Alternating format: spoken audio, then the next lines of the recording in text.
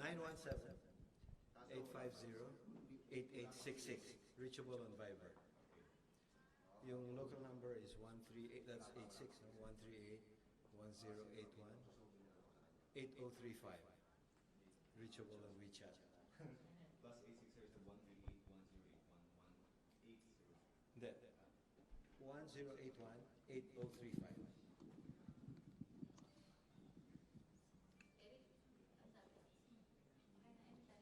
Anytime, ma'am.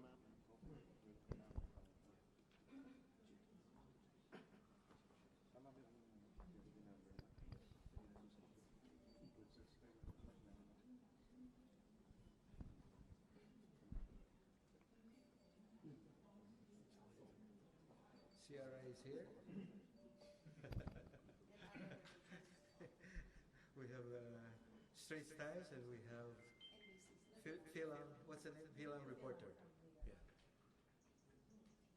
Si Rio. Wala si Rio. Si Eric. Ano si Eric? I see, okay. Ayun yung mga long time Beijing, ano, baka gusto niyo kaya lang fellow journalist. Wala si Jimmy.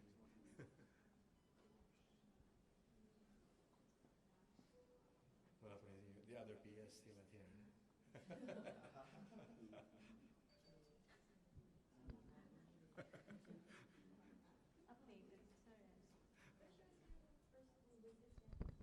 Sorry? Anytime. Yeah. That's why I met her.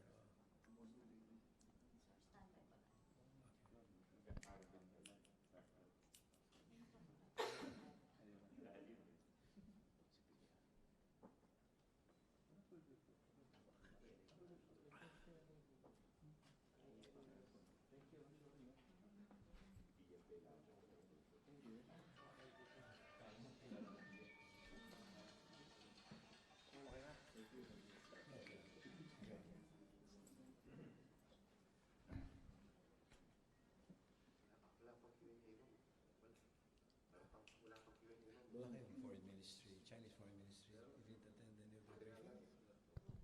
Di ba wala kayong access? Pero sila everyday. Everyday. For foreign media. Hapon ba? I don't know if it's still. Eric? Hapon, no? Foreign ministry briefing? Okay. Good morning, NPC and our friends, other friends from the media. We are taking you live from Beijing, China. Today we have Ambassador Jose Santiago Santa Romana. Good morning, sir. Also known as Chito Sta Romana. Okay. Well, I just want to greet everyone. It's nice to see you again. It's only been a few months since I last saw you. I didn't expect to see you so soon, but you're most welcome. As you know, this visit started with the President's interest of showing his support for the basketball, for the Philippine basketball team. But it has now become a high-stakes diplomatic engagement. And today is the big day, specifically tonight, when we have the summit meeting between President Duterte and President Xi Jinping. I just want to say a few words. I think the President has made it clear that from his point of view, the time has come. I think the first 3 years, he has exerted a lot of the diplomatic capital to build a reservoir of goodwill and friendship with President Xi. They have met at least 7 times. This is the 8th meeting. And also because he has only 3 years to go. And so he has decided that it's time to include in the diplomatic agenda and in the discussions sensitive issues that may have caused misunderstanding if it were brought up in the past. One is, of course, the arbitration award. The President actually has mentioned it in several discussions with Xi in the past, but not in a direct or honest discussion as an exchange of views on the subject. So this is an opportunity. We have no illusion that we can solve the issue overnight. I think the important thing is to bring it to the fore of the diplomatic agenda. However, as the saying goes, the disputes do not define the entirety of, or the totality of the bilateral relations. So aside from areas of difference, we will of course have on the agenda possible areas of cooperation. And one in particular is the question of the oil and gas cooperation. Another one, of course, is the whole issue of the Code of Conduct on the South China Sea. In addition, the agenda will include, areas of economic cooperation, a review of the different projects, areas for more cooperation in the economic, in the infrastructure area. So we have the members of the economic team here, as well as members of the security cluster.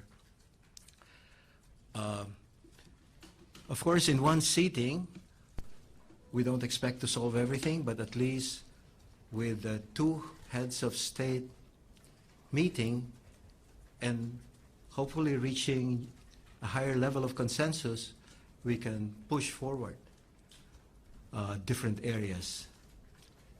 I think the President is very much interested to move forward on the MOU on oil and gas cooperation that was signed last November.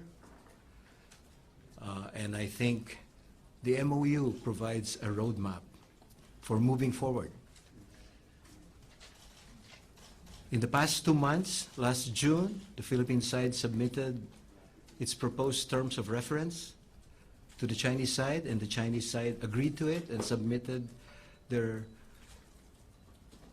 letters, their notes of agreement last July. So that has already been agreed upon. Now the question is how to move forward further. And it's possible the two sides will discuss the need to form now the Joint Steering Committee and the working committees, the joint entrepreneurial working committees, meaning composed of the companies that will actually be engaged in the cooperation. So that is an overview of how the situation will go. Generally when you have two heads of state meeting, they don't deal with the nitty-gritty. That will be done at the working level.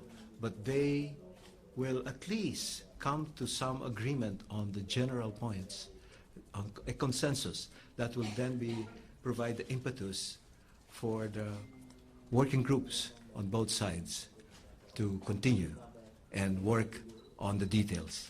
As the saying goes, the devil is in the details, but at least, if there is this consensus at the top level, it will help to push the process forward. Okay? With that as an introduction, if I may add one thing, the basic approach we follow in terms of Philippines-China relations is to recognize that there are areas of difference, and there are fundamental differences with respect to sovereignty, with respect to sovereign rights, with respect to the view on the arbitral award, but they don't constitute the totality of the relations. And that is why the other aspect is that there are areas of cooperation, and as we have shown in the past 3 years, we have fast-forwarded areas of cooperation: trade, tourism, investments, infrastructure, education, cultures, science and technology, and there are more that will be signed tonight.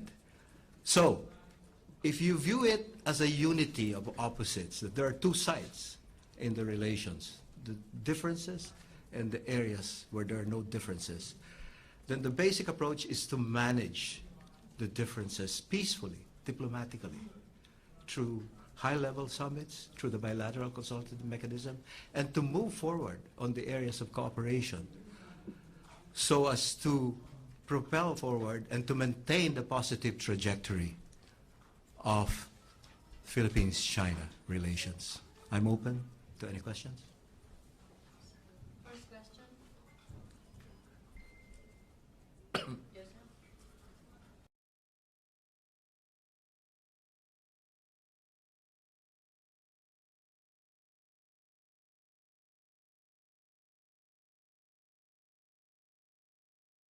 The